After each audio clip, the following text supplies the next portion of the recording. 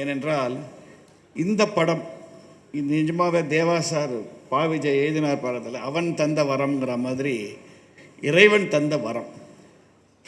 75 வயசில் ஒரு 16 வயசு பொண்ணை கல்யாணம் பண்ணிட்டா எந்த ஃபீல் வரும்? அந்த மாதிரி இல்லை, சுதா வச்சேனே சொல்கிறேன். 75 வயசில் இப்படி ஒரு கேரக்டர் என்னுடைய சினி கேரியரில் வந்திருக்குன்னா அது கண்டிப்பாக அந்த இறைவனுக்கு நன்றி. அடுத்து இந்த படத்தை பண்ணலான்னு முடிவெடுத்த என் நண்பன் அருணுக்கு நன்றி. எங்கே அருண்? கொஞ்சம் குரங்கு மாதிரி தாவிட்டே இருப்பான். கிட்டத்தட்ட 35 வருஷமாக என் நாடகங்களை ஈரோட்டில் போட்டுட்ருக்கிறோம். இந்த நாடகத்தை நான் பண்ணுறேன்னு முன் வந்தா சொன்ன உடனே எனக்கு ஞாபகம் வந்தது சுரேஷ் கிருஷ்ணா சார். அவர் நான் பார்க்கும்போதெல்லாம் திட்டிக்கிட்டே இருந்தேன், எவ்வளோ படம் பண்ணீங்க சார், ஒரு தரம் கூட என்ன உங்கள் படத்தில் யூஸ் பண்ணவே இல்லையே, சான்ஸே தரலையேன்னு சொன்னேன். அதுக்கு பழி வாங்குற மாதிரி அவரை கூப்பிட்டு நான் சொன்னேன், நான் உங்களுக்கு சான்ஸ் தரேன். காரணம், நாடகத்தை பார்த்த 2வது நாள் இப்போ நீங்கள் பார்க்குறீங்களே இந்த ஃபைனல், நீங்கள் பார்க்க போகிறீங்க படத்தை, அந்த ஃபைனல் ஸ்க்ரீன் பிளேயை பக்காவாக மைண்டில் ஓட விட்டு சொன்னார். That is the greatness of the directors of the 80s and 90s. Suhasini will appreciate that. அவங்களுக்கு டவுட்டே கிடையாது. இன்றைக்கி ஒரு ஷாட் எடுக்கும்போது 20 விதமாக ஒரு ஷாட் எடுத்துகிட்டு அதில் ஒரு 10 எடுத்து போட்டுக்கலான்றதான். அது எல்லோரும் பண்ணுறாங்க. ஆனால் இவங்கள மாதிரி டைரக்டர்ஸ், நான் ஒர்க் பண்ண டைரக்டர்ஸ் எல்லாம், ஏன்னா இவரோட குரு தான் எனக்கு குரு. கே பாலச்சந்தர் தான் என் கையை பிடிச்சி இழுத்து 1971 நவகிரகம்ல படத்தில் எனக்கு வாய்ப்பு கொடுத்த ஆசான் அவரை தான். சரி, நம்மெல்லாம் ஒரே வழியில் வந்தவங்க. அவங்கக்கிட்ட இருந்த அந்த clarity of thought Suresh Krishna கிட்ட இருந்தது. நாடகம்ங்கிறது நான் கொடுத்தது வெறும் ஒரு அருமையான பேஸ், ஃபவுண்டேஷன். அஃப்கோர்ஸ் ஃபவுண்டேஷன் இல்லாமல் வீடு கட்ட முடியாது. நாடகம் அற்புதமான ஃபவுண்டேஷன் வெங்கட் கொடுத்தார். ஆனால் வெறும் ஃபவுண்டேஷனாக இருந்து என்ன பிரயோஜனம்? சினிமான்னு வரும்போது அதில் ஒரு அற்புதமான மாளிகை கட்டணும் இல்லையா? அதுக்கு ஒரு நல்ல ஆர்கிடெக்ட் வேணும். தேவர்களுக்கெல்லாம் மயன் ஒருத்தர் ஆர்கிடெக்ட் இருந்ததா சொல்லுவாங்க புராணத்தில். அப்படி மயன் மாதிரி ஒரு ஆர்கிடெக்ட் எனக்கு கிடைச்சாருன்னா சுரேஷ் கிருஷ்ணா தான். அப்படி ஒரு வசந்த மாளிகையை கட்டிட்டார். அதுக்கு மேலே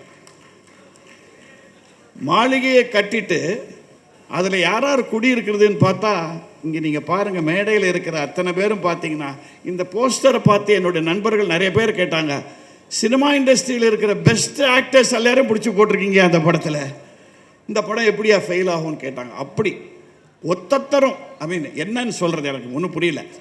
சுஹாசினி எனக்கு சின்ன போனி டெயில்ஸ்லேருந்து நான் பார்த்துருக்கேன். ராஜபார்வையில் நாங்கள் நடித்த போது ஷூட்டிங் கேமரா ஷூட் பண்ணதுலேருந்து நான் பார்த்துருக்கேன். கமலும் நானும் அவ்வளோ friends, a great admirer of mind. But நான் சொல்லி முடிக்கலை, நீ பண்ணுறியான்னு பண்ணுறேன், நான் சுரேஷோட பேசிக்கிறேன். அதே மாதிரி தான் சத்யராஜ், சமுத்திரக்கனி நாடகத்தை பார்த்துட்டு இந்த நாடகத்தில் நான் இருப்பேன் எப்படிங்கிறத நான் டைரக்டர்கிட்ட பேசிக்கிறேன். தேவா சார் நாடகத்தை பார்த்து சொல்கிறார், அவர் எவ்வளோ ஹியூமிலிட்டி பாருங்கள். ஒரு இசையமைப்பாளர் தன்னை பற்றி பேசிக்காத ஒரே ஒரு இசையமைப்பாளர் தேவா மட்டும்தான் நினைக்கிறேன் இந்த உலகத்திலேயே. என் பாடல்கள் பேசட்டும், நமக்கு ஒன்றும் தெரியாது அப்படின்வார். அண்ட் அவருக்கும் நாங்கள் பூஜிக்கிற ஒரே தெய்வம் மெல்லிசை மன்னர் MS விஸ்வநாதன். அதில் ஒரு காமன் பாயிண்ட் எங்களுக்கு. எனக்கு சொன்னார், சார் நீங்கள் இதை படமாக பண்ணிங்கன்னா கண்டிப்பாக என்னை பற்றி நினைக்க மாட்டீங்க, எனக்கு தெரியும். அப்படி தான் ஆரம்பித்தார். இவன் என்ன கானா பாட்டு தான் போடுவான்னு நினைப்பீங்க. ஆனால் என்னுடைய பயோடேட்டாவில் என்னால் இப்படி ஒரு படம் பண்ண முடியும்னு ஒரு லைன் வரணும் சார். ஸோ உங்களுக்கு அந்த எண்ணம் வந்ததுன்னா என்னை கூப்பிடுங்கன்னு சொன்னவர் அவர் ட்ராமா பார்த்துட்டு. இதுதான் நடந்தது ஆக்சுவலாக ட்ராமாவில். சுரேஷ் கிருஷ்ணா ஜாயின் ஆன உடனே, அட போயா, இதை விட காம்போ எங்கேயா கிடைக்க போகிறது? நல்ல பரோட்டா, நல்ல நான் அண்ட் பட்டர் மசாலா கிடச்சிருக்கு. இது ஏன்டான்னு யார் சொல்ல போகிறான்னு Suresh Krishna and Deva combination, it is going to win. இதில் பற்றி டவுட்டே கிடையாது.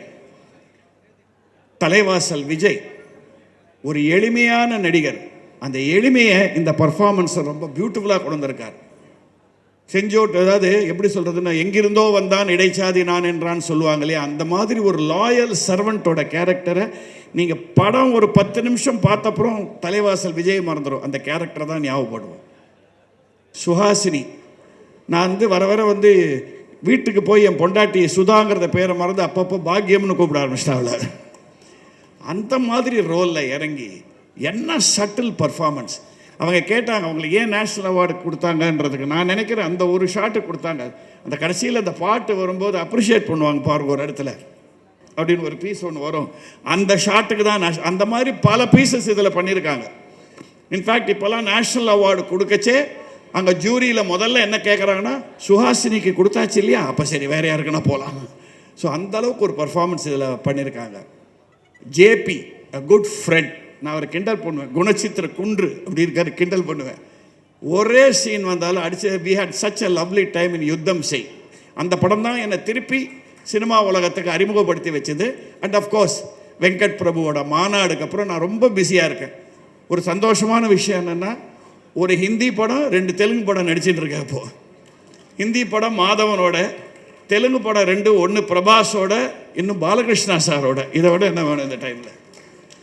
ஸோ இதெல்லாம் ஆண்டவன் கொடுத்த வரம். இந்த சமயத்தில் இந்த சாருகேசி வந்திருக்குன்னா எனக்கு ரொம்ப பெரிய பெருமையாக இருக்குது. காரணம், எங்கள் யுஏஏ நாடக குழுக்கு ஒரு ஹிஸ்ட்ரி இருக்குது. நாங்கள் நாடகத்திலேருந்து சினிமாவுக்கு கொண்டு போன எந்த படமும் தோல்வி அடைஞ்சது இல்லை, இல்லை கிரிட்டிக்கல் கிளைம் இல்லாமல் இருந்ததே இல்லை. ஒரு எக்ஸாம்பிள் சொன்னால், பெண்படுத்தும் பாடுன்னு நாங்கள் போட்ட நாடகம் தான் அறிவாளிங்கிற படமாக வந்தது. அறிவாளி காமெடியை பற்றி இன்றைக்கும் பேசிகிட்டு இருக்காங்க எல்லாரும். அதுக்கடுத்தது நான் முதலில் மேடையில் ஏறியது, நான் முதலில் மேடையில் ஏறிய வருஷம் 1961. இது என்னுடைய மேடை நாடகத்தின் 64வது வருடம். அந்த நாடகம் பேர் பெற்றால் தான் பிள்ளையா, அது நடிகர் திலகம் நடித்து பார்மகளே பார்னு பெரிய ஹிட் படமாச்சு. அதுக்கப்புறம் நாங்கள் போட்ட கண்ணன் வந்தான்ங்கிற நாடகம் காலத்துக்கும் அழியாத படமாக நடிகர் திலகம் பண்ணார். கௌரவம்ங்கிற படமாக அவர் பண்ணார். அதுக்கப்புறம் என்னை இன்னும் ஒரு நடிகனாக சினிமா உலகத்துலேயும் சரி உலகத்துலேயும் ஒத்துக்கிட்டு இருக்காங்கன்னா அந்த ஒரு படம் எங்கள் நாடகம். அது பரீட்சைக்கு நேரமாச்சு. ஸோ அதுக்கப்புறம் எனக்கு பெரிய பரீட்சை இந்த சாருகேசி தான். இந்த சாருகேசி எனக்கு பிளாக்ங்கிற படம் பார்த்து அமிதாப் பச்சன் நடிப்பில் அப்படியே மயங்கி போய் இந்த மாதிரி ஒரு ரோல் கிடைக்காதான்னும் போது அருமையாக நாடகத்தில் கிடைச்சிது. வெங்கட் எங்களுக்கு ஒரு பியூட்டிஃபுல் ஸ்கிரிப்ட் கொடுத்தார். நான் அப்படியே அந்த ரோலாக இறங்கி கூடவே சாரோட இருந்து அவரோட இன்ஸ்பிரேஷனில் we did it. Every one of those actors have been brilliant. Ramya பாண்டியன்லாம் சும்மா சொல்கிற ஏதோ கைடன்ஸ் கேட்டால், ஏன்னா முதல்ல இவர் எனக்கு ரம்யா பாண்டியன் யாருன்னு தெரியாது. சுரேஷ் கிருஷ்ணா என்னை கேட்டேன், என்ன சார் ரம்யா பாண்டியன் தெரியாதா, கோமாளி அப்படின்னாரு. என்னங்க ஒரு கோமாளியை கூப்பிட்டு ரோல் ஆக்கி கொடுக்க சொல்கிறீங்களே என்ன? இல்லைங்க குக் வித் கோமாளியில் ஃபேமஸ் அப்படின்னோடனே பார்க்கலாமா என்ன? எனக்கு என்னமோ தெரியல, நாடகத்தில் பண்ண அந்த ஆர்டிஸ்ட் எல்லாம் விட இவ ஃபேஸில் அந்த கௌதமிங்கிற கேரக்டரில் இருந்த, தப்பாக எடுத்துக்காத, ஒரு ஆரகன்ஸ் இருந்தது. அது அப்படியே செட் ஆச்சு. அந்த பையன் ஐயப்ப ராஜ், நானும் சுஹாசினி செட்டில் இவன் எப்படி பண்ணுவான் தெரியலையே, ஃபைனல் ரிசல்ட் எப்படி வரணும்னு தெரியலையேன்னு பார்த்தா அங்கே தான் சுரேஷ் கிருஷ்ணாவோட மேஜிக். சத்தமே போடாமல் அந்த பையன்கிட்ட வேலை வாங்கியிருக்கார். It's going to be one of his finest movies. இந்த படத்தில் இன்னொரு நல்ல விஷயம் என்னன்னா, அந்த காலத்தை சுதந்திர போராட்டத்தில் சொல்லுவாங்க இல்லையா, என்ன கத்தியின்றி ரத்தமின்றி யுத்தம் ஒன்று வருகுதுன்னு சொல்லுவாங்க காந்தியோட போராட்டத்தை. சத்தியமாக ரொம்ப நாள் கழித்து தமிழ் படத்தில் கத்தியின்றி ரத்தமின்றி சத்தமின்றி ஒரு படம் என்றால் சாருகேசியாக தான் இருக்கும். மென்மைகள் இந்த படம் கண்டிப்பாக சொல்கிறேன். அவர் எடுத்திருக்கிற விதம், அவரோட screen play, direction and this wonderful man Sanjay, எங்கே அவருடைய camera work and Pa Vijay, hats off to him. ஏன் சொல்கிறேன்னா, நாடகத்தை பார்த்து அதுலேருந்து இன்ஸ்பயர் ஆகிறது வேறு. இந்த நாடகம் என்னன்னே தெரியாது. என்னுடைய மற்ற நாடகங்கள்லாம் பார்த்துருக்காரு, ஆனால் கொடுத்துருக்கார் பாருங்கள் லிரிக்ஸ் அண்ட் டைலாக்ஸு. நானே அசந்து போயிட்டேன். ஏன்னா நாடகத்தை 150 தரம் போட்டவன் நான். இதெல்லாம் எப்படியா எனக்கு நாடகத்தில் தோணாமல் போச்சு, இப்படி எழுதியிருக்காருன்ற அளவுக்கு பண்ணி கொடுத்தார். ஸோ அப்படி ஒரு படம் உங்கள் இதயங்களை வருடும், நெருடும், உணர்ச்சி பொங்க வைக்கும், சிரிக்க வைக்கும், சிந்திக்க வைக்கும். படம் முடிந்து வெளியில் வரும்போது கண்கள் குளமாகும், ஆனால் மனதில் ஒரு நிம்மதி கிடைக்கும். வாழ்க்கையின் அர்த்தம் என்று புரிய வைக்கும் அளவுக்கு இந்த படம் அமைந்திருக்கிறது. அண்ட் முதல்ல அவர் சொன்ன மாதிரி, நான் ஒரு கெமிக்கல் இன்ஜினியரில் 2 கெமிக்கல்ஸ் சேர்ந்தால் ஒரு 3வது காம்பவுண்ட் ஒன்று வரும்னு சொல்லுவாங்க. ஆனால் அந்த 3வது வரத்துக்கு இன்னொரு கெமிக்கல் ஒன்று தேவை, கேட்டலிஸ்ட்னு சொல்லுவாங்க அதுக்கு பேர். அது இருந்தால் தான் இந்த ரியாக்ஷன் சரியாக வரும். அப்படி இந்த படம் ஜேர்னி முழுக்க எங்களுக்கு கேட்டலிஸ்டாக இருந்தது சூப்பர் ஸ்டார் ரஜினிகாந்த் அவர்கள் தான். நான் மறந்தால் கூட அப்பப்போ அந்த ஆரம்பிச்சிட்டிங்களா, ஷூட்டிங் ஆரம்பிச்சிட்டிங்களா சார், இன்னும் நினைக்கவே இல்லை சார் அதை பற்றி. இல்லை சீக்கிரம் பண்ணுங்க, அது நல்ல படம். நீ என் நாடகம் எல்லாம் பார்த்துருக்காரு. இந்த ஒரு நாடகத்தை மட்டும் ஒரு 3-4 தரம் பார்த்தவர். அவர் வந்து ஒரு சைலண்ட் மென்டாராக எங்களுக்கு இருந்திருக்கார். அவருக்கு நன்றி.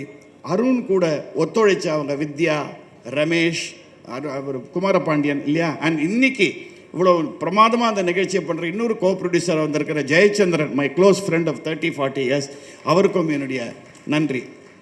இந்தமா கலா மாஸ்டர் வந்து எல்லாரும் என் பர்ஃபார்மன்ஸை பார்த்து வந்து பிரமாதமாக இருக்குன்னு சொன்னாங்க. இந்தம்மா இன்னும் படம் பார்க்கல, 4 தரம் கூப்பிட்டா வரல அவங்க, அது வேறு விஷயம். ஆனால் என்ன பாருங்கள், சுரேஷ் கிருஷ்ணா கிட்ட ஃபுல் ஸ்க்ரீன் ப்ளே கதை டைலாக்ஸோடு கேட்டுட்டு எனக்கு ஃபோன் பண்ணி சொல்கிறாங்க, சார் இதை நீங்கள் எப்படி பண்ணுவீங்கன்னு இமேஜின் பண்ணி பார்த்து நான் அழ ஆரம்பிச்சிட்டேன் சார் அப்படின்னாங்க. ஸோ அதாவது இதெல்லாம் ஒரு நல்ல விஷயங்கள். தேவா சார் அடிக்கடி ஒரு ஜோக் ஒன்று சொல்லுவார், ஒரு நல்லது நடந்துடா, என்ன மகேந்திர சார் பாட்டெல்லாம் பிரமாதமாக வந்துடும்னு பயமாக இருக்கே அப்படின்னுவார். அந்த மாதிரி இந்த படம் நல்லா வந்துடுமோன்னு பயமாக இருக்கு எங்களுக்கு. But Suresh Krishna always says, எல்லாத்தையும் அவடமும் விட்டு விடு, கடவுள்கள் காட்ஸ் வில் கன்ஸ்பயர் டுகெதர் அப்படின்னா கடவுள்கள் எல்லாம் சேர்ந்து சதி செய்து நமக்கு நல்லதை கொடுப்பாங்க அப்படிங்கிற மாதிரி இப்படி ஒரு நல்லது. இந்த இடத்துல என்னுடைய வேண்டுகோள் ஒன்றே ஒன்று என்னென்னா, என்னுடைய பத்திரிகை ஊடகங்கள் நண்பர்கள், இதில் நிறைய என்னுடைய ஓல்டு ஃப்ரெண்ட்ஸ் நிறைய பேர் இருக்காங்க. இந்த ஃபிலிம் ஃபீல்டில் எனக்கு இது 54வது வருஷம், நாடக உலகத்தில் 64வது வருஷம், டெலிவிஷனில் 50வது வருஷம். நிறைய ஃப்ரெண்ட்ஸ் அண்ட் புது நண்பர்களும் இருக்காங்க. சமீப காலமாக நீங்கள்லாம் நல்ல மனித நேயம் உள்ள படங்கள், இந்த உணர்ச்சிகள் உணர்வுகளை சீன்ற படங்களை மக்களிடையே கொண்டு போய் சேர்த்துருக்கீங்க. அது சக்ஸஸ் ஆகிருக்கு, இப்போ நம்ம பார்த்துட்டே வரும். இது எங்களுக்கு ரொம்ப கான்ஃபிடென்ட்டாக இருக்குது. தயவு செஞ்சு இந்த படத்தையும் மக்கள்கிட்ட கொண்டு போய் சேருங்க. ஏன்னா பல ப்ரொடியூசர்ஸ் பண்ணுற மிஸ்டேக் என்னென்னா, மக்கள் மாஸ் அவங்களை இப்படி கொடுத்தா தான் ரசிப்பாங்க. தயவு செஞ்சு தமிழ் ரசிகர்களை மட்டமாக எடை போடாதீர்கள். இந்த படத்தை நாங்கள் எடுத்ததுக்கு முதல் காரணம் தமிழ் ரசிகர்களின் ரசனை மேல் எங்களுக்கு இருக்கிற நம்பிக்கையில் தான் இந்த படத்தை நாங்கள் எடுத்திருக்கிறோம். சங்கராபரணத்தை ஒத்துக்கொண்டவர்கள், சிந்து பைரவியை ஒத்துக்கொண்டவர்கள், ஏன் Kamal's greatest performance in life சலங்கை ஒலி, அதை ஒத்துக்கொண்ட மக்கள் கண்டிப்பாக சாருகேசியும் ஒத்துக்கொள்வார்கள். இதில் ஒத்துழைத்த அத்தனை பேருக்கும், நான் யாராவது பேரை விட்டுருந்தா தயவு செஞ்சு, யாரை விட்டேன், ஐயோ இங்கே வா இங்கே வா இங்கே வா. இவர் வந்து எப்படி சொல்லணுன்னா சர்க்கஸ் பஃபூன்னு இவரை சொல்லுவேன். காரணம் என்னென்னு, நீங்கள் சிரிக்கக்கூடாது, சர்க்கஸில் எல்லா வித்தைகளும் தெரிஞ்ச ஒரே ஆள் பஃபூன் தான் சொல்லுவாங்க, அதுதான் ரியல். அந்த மாதிரி this man was an editor, assistant director, costumer. அவங்க தாக்ஷியனி வந்திருக்காங்க, thank you so much Daksh for doing lovely costume. எல்லாமே வந்தால் எங்ககிட்ட திட்டு வாங்கிக்கிறது அவர் தான். So wonderful worker. we do more projects together. அத்தனை பேரும் சேர்ந்து ஒரு அற்புதமான சமையல் படைத்திருக்கிறோம். இந்த சமையலை கொண்டு போய் நீங்கள் அழகாக மக்கள்கிட்ட கொடுங்க போதும். மக்களுக்கு டேஸ்ட் அறிஞ்சு இதை ரசிப்பார்கள் என்ற நம்பிக்கை பரிபூர்ணமாக இருக்கிறது. இந்த படத்தின் ஆரம்பத்தில் நான் 4 பேருக்கு சமர்ப்பணம்னு வச்சுருக்கேன் டைட்டில்ஸில். அந்த 4 பேர் யாருங்கிறத சொல்லிடுறேன், ஏன்னா அது ரொம்ப முக்கியம். முதலில் என்னை பெற்ற தந்தை, காலம் சென்ற நாடக ஜாம்பவான் YGP அவர்களுக்கு இது சமர்ப்பணம் இந்த படம். அடுத்து நான் பெற்ற தந்தை, ஒரு கவிஞருக்கு அது வார்த்தை புரியும். என்னை பெற்ற தந்தை YGP, நான் பெற்ற தந்தை நடிகர் திலகம் சிவாஜி கணேசன் அவர்கள். நான் ஒரு நாளைக்கு 24 மணி நேரம் சுவாசிக்கிறேன் என்றால் 24 மணி நேரம் அவரை பற்றி தான் பேசி கொண்டிருப்பேன்.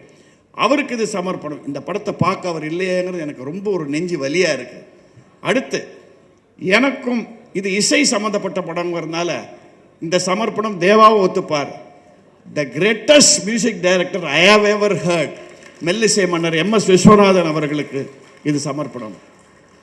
கடைசி சமர்ப்பணம் யாருன்னா, என்னையும் அந்த பாதையில் இறக்கிவிட்டு சுரேஷ் கிருஷ்ணாவையும் அந்த பாதையில் இறக்கிவிட்ட அந்த இயக்குனர் சிகரம் K. பாலச்சந்தர் அவர்களுக்கு இந்த படம் சமர்ப்பணம். இன்னும் ஒருத்தர் நான் சமர்ப்பணம்னு சொல்ல, இதை பார்க்க அவர் இல்லையே, என்னுடைய நெருங்கிய நண்பர் அப்படியே அப்ரிஷியேட் பண்ணியிருப்பார், திரு SP பாலசுப்ரமணியம் அவர்களுக்கும் நான் இந்த இடத்துல நினச்சிக்கிறேன். என் நாடகங்கள் எல்லாத்தையும் பார்த்தவர் இந்த நாடகத்தை மிஸ் பண்ணிட்டார், இல்லை நான் மிஸ் பண்ணிட்டோம் அவரை, பரவாயில்ல. அண்ட் சங்கர் மகாதேவனுக்கு ஸ்பெஷல் தேங்க்ஸ். இன்னும் நான் என்னென்ன சொல்கிறதுன்னு தெரில. முக்கியமாக ஒன்ஸ் அகெயின் இன்றைக்கு 3 ஷெட்யூல் இருந்தாலும் இன்றைக்கி இவ்வளோ பேர் இந்த இடத்துக்கு, இவ்வளோ தள்ளி இருந்த இடத்துக்கு வந்திருக்கிற பத்திரிகை நண்பர்கள், ஊடக நண்பர்கள், எங்கள் PRO ரியாஸ், அங்கே உட்காந்து எல்லாத்தையும் பார்த்துட்டு இருக்காரு அவர். கொடுங்க, ஒரு விசில் அடிங்க, அவருக்கு ஒரு தப்பு இல்லை. அப்போ தான் நிறைய மேட்ரு கொடுப்பார் அவர். அதுக்கு தான், வேற ஒன்றும் இல்லை. அண்ட் இந்த ஒரு படத்தின் மூலமாக ஒரே ஒரு வார்த்தையை சொல்லி சுரேஷ் கிருஷ்ணாவுக்கு அவர் ஒத்துப்பார்னு நினைக்கிறேன். சுரேஷ் சார், உங்களுக்கு தான் அது.